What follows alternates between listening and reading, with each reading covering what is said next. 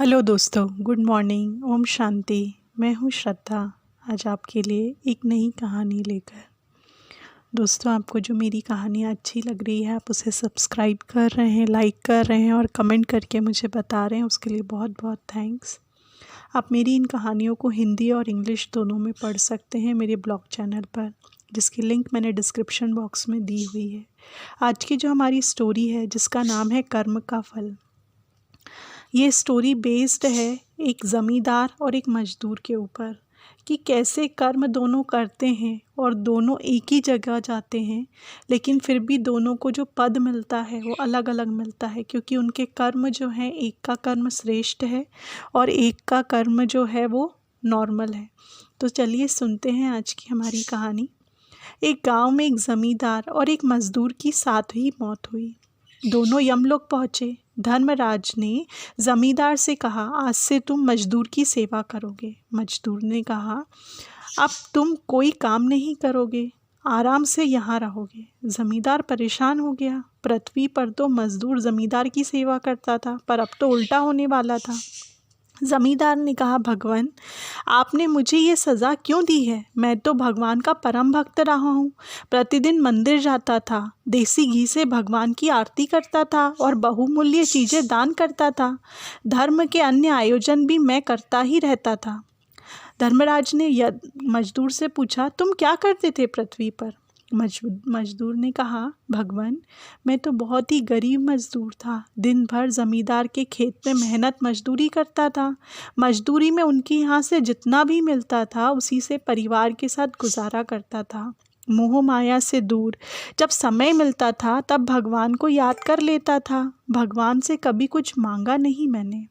गरीबी के कारण प्रतिदिन मंदिर में आरती तो नहीं कर पाता था, लेकिन जब घर में तेल होता था तब मंदिर में आरती करता था और आरती के बाद दीपक को अंधेरी गली में रख देता था, ताकि अंधेरे में आने जाने वाले लोगों को प्रकाश मिले, उन्हें रास्ता साफ दिखने लग जाए। धर्मराज ने जमींदार से कहा, आपने सुन ली ना मजदूर की बात? भगवान धन दौलत और अहंकार से खुश नहीं होते। भगवान मेहनत और ईमानदारी से कमाने वाले व्यक्तियों से प्रसन्न रहते हैं। यह मजदूर तुम्हारे ही खेत में काम करके खुश रहता था और सच्चे मन से भगवान की आराधना भी करता था, जबकि तुम आराधना ज़्यादा धन पाने के लिए करते थे। तुम मजदूरों से ज़्यादा काम लेकर कम मजदूरी देते थे, बेईमानी करते थे। तुम्हारे इन्हीं कामों के कारण तुम्हें मजदूर का नौकर बनाया गया है, ताकि तुम भी एक नौकर के दुख दर्द को समझ सको।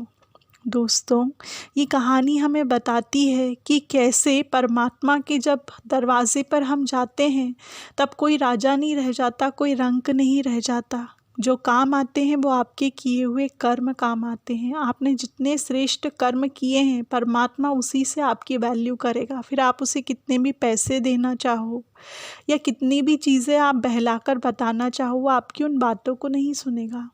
लेकिन आपने कितने लोगों को सुख दिया है, आपकी वजह से कितनों को रास्ता मिला है, आपने कितनों की दुआएं पाई है, वो दुआएं, वो सुख, वो काउंट करता है।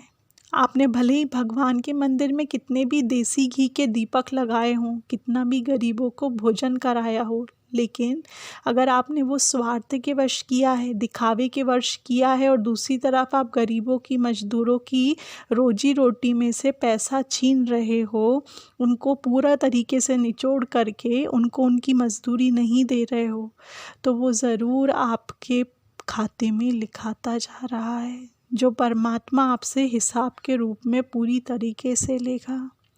तो अगर आप ऐसा कोई काम कर रहे हैं, तो अभी भी वक्त है, सुधर जाइए।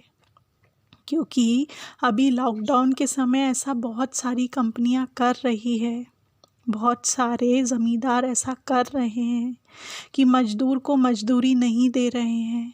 जो गवर्नमेंट ने बोला भी है, लेकिन दे नहीं रहे हैं, सैलरी ही डिडक्ट कर रहे हैं।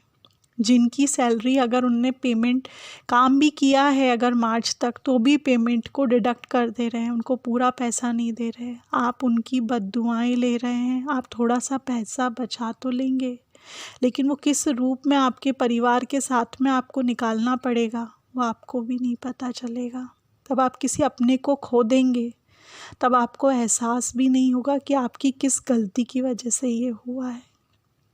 इसीलिए अगर आप अपने अपनों को करीब रखना चाहते हैं तो दुआओं से अपनी झोली भर लीजिए, अपने कर्मों को श्रेष्ठ बना लीजिए, क्योंकि कर्म का फल हर एक को भोगना ही पड़ता है, चाहे वो अमीर हो या। दोस्तों, मेरी कहानियाँ बहुत छोटी छोटी सी है, लेकिन हो सकता है वो आपके लाइफ के आपको अमूल्य हिस्सों का, आपके जीवन का आपको सही परिचय करा दे। अगर मेरी किसी भी बात से आपके दिल को ठेस पहुंच रही हो तो मुझे माफ़ करिएगा। मेरा सिर्फ़ और सिर्फ मकसद इन स्टोरीज़ को बनाने के लिए हर एक की ज़िंदगी में खुशियाँ और मोटिवेशन लाना है। आज हर कोई परेशान है, डिप्रेशन में है।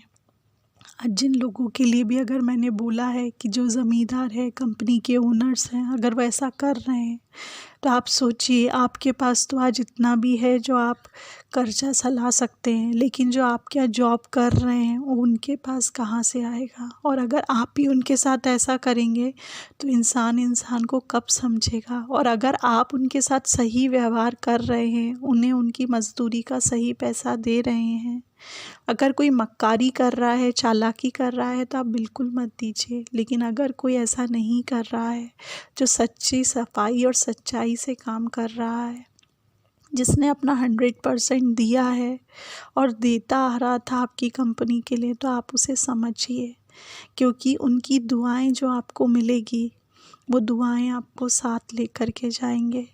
और जो मक्कारी कर रहे हैं, जिन्हें कोई भी इंटरेस्ट नहीं रहा शुरू से काम करने में, और जिनकी परिवार की स्थिति अच्छी है लेकिन फिर भी वो आपको परेशान कर रहे हैं, तब मैं कुछ नहीं कहूँगी।